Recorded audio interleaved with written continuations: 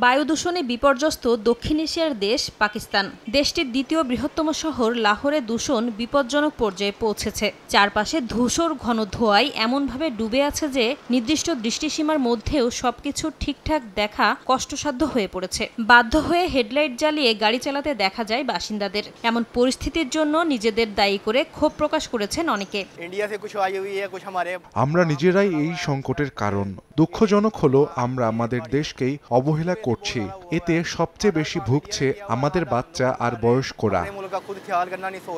এদিকে লাহোর পুলিশ তাদের চলমান অ্যান্টি স্মোক বা ধোঁয়াশা বিরোধী অভিযান আরও জোরদার করেছে। চলতি বছর এখন পর্যন্ত শহরের বিভিন্ন থানায় প্রায় 200 মামলা হয়েছে। এতে 2 শতাধিক মানুষকে গ্রেপ্তার করা হয়েছে বলে জানা গেছে।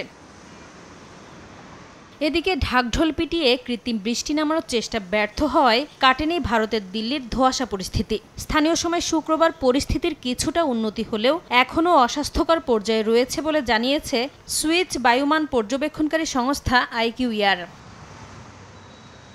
প্রতি শীত মৌসুমে রাজধানী ও আশপাশের নির্মাণ কাজ থেকে সৃষ্ট ধুলা, যানবাহনের কালো ধোঁয়া আর ফসল পোড়ানোর ধোঁয়া জমে দূষণ চরমে ওঠে। পরিস্থিতি নিয়ন্ত্রণে নানা পদক্ষেপ ও কঠোর আইন প্রয়োগের বিকল্প নেই বলে মনে করছেন স্থানীয়রা। দূষণ মোকাবেলায় পরিকল্পিত ব্যবস্থা থাকা দরকার। কিছু উদ্যোগ নেওয়া হলেও সেগুলো কেউ মানে না, এমনকি কর্তৃপক্ষও তা বাস্তবায়নে ব্যর্থ হয়েছে। বায়ু দূষণের কারণে ভারতের বাসিন্দাদের অনেকেই শ্বাসকষ্ট সহ নানা শারীরিক জটিলতা নিয়ে দিন পার করছেন। দূষণ রোধে সম্প্রতি শিক্ষা প্রতিষ্ঠান বন্ধের পাশাপাশি নির্মাণ কাজ স্থগিত ও ব্যক্তিগত যানবাহন ব্যবহার সীমিত করার মতো পদক্ষেপ নিয়েছিল কর্তৃপক্ষ। নাসরিন রুমি, সময় সংবাদ।